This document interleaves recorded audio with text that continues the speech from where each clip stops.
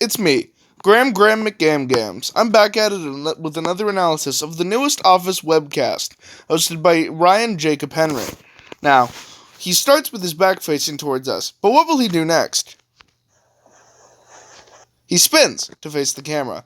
Now, this is a very snappy and, I'd say, ingenious way to start the episode, because he's inviting the audience to wonder, why is he moving so fast?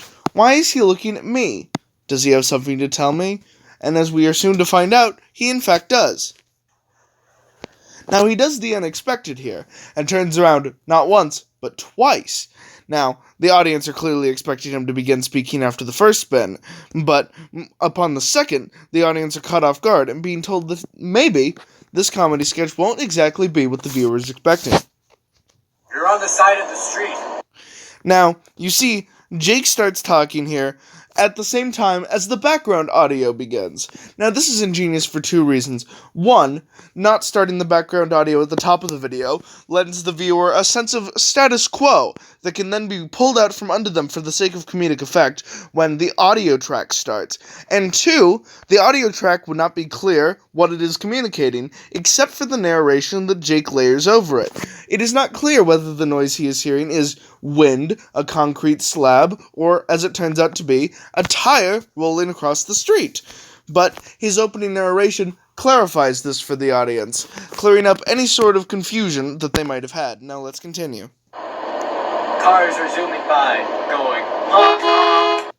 Now, here, the audience is not pulled out of their status quo, let's say, but that new status quo of the viewer being on the street, is built upon further by Jake saying, honk, honk, and the cars are passing by, and the audio of cars passing by over it, with the horn over it, further exemplifies Jake's ingenious use of sound design on not bringing in the horns until he starts to speak about them. Now let's continue. And then a car goes honk. Now, here, this could be a repeated beat, but in reality, it's actually not, because you see, the slight upper inflection and note key of the honk that both sounds take leads the viewer to understand that Jake is slightly confused at this point in the sketch, that even he is unaware of why this car is honking at you specifically.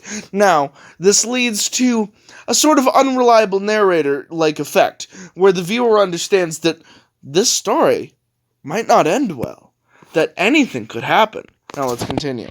Then it pulls over and you see the window pulls out and it says... Now, for all the comedic genius in this episode, I have to say that the one blunder here is this repeated beat of the window going down twice. Now, let's watch that again. Goes honk, and then it pulls over and you see the window pulls out and it says, "There's a man there."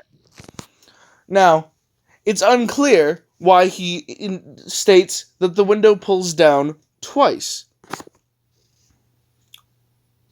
I don't get it. Let's continue. And he says, "It's me, Sans Undertale." Now, this is comedy gold, ladies and gentlemen.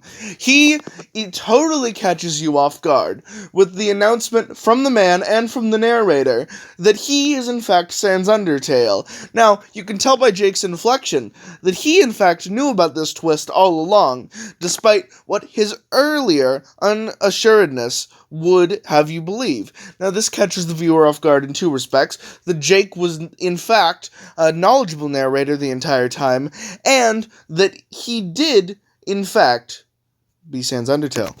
Now let's continue.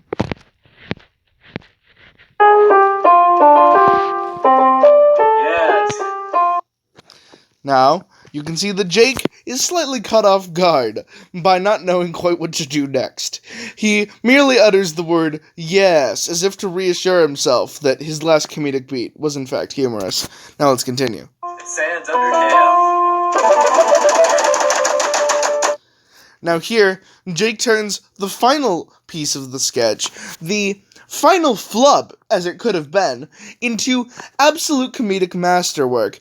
The facial zoom-in, as was seen earlier upon the announcement of the man in fact being Sans Undertale, is used to heighten the surprise of the note that once there was a man named Sans Undertale, and that Jake finds this humorous, and the mashing of the piano keys lends to the humor here. Now, we are finished. Thank you for coming to my TED Talk. And special thanks to Jackson Rababy Henry for all of his money.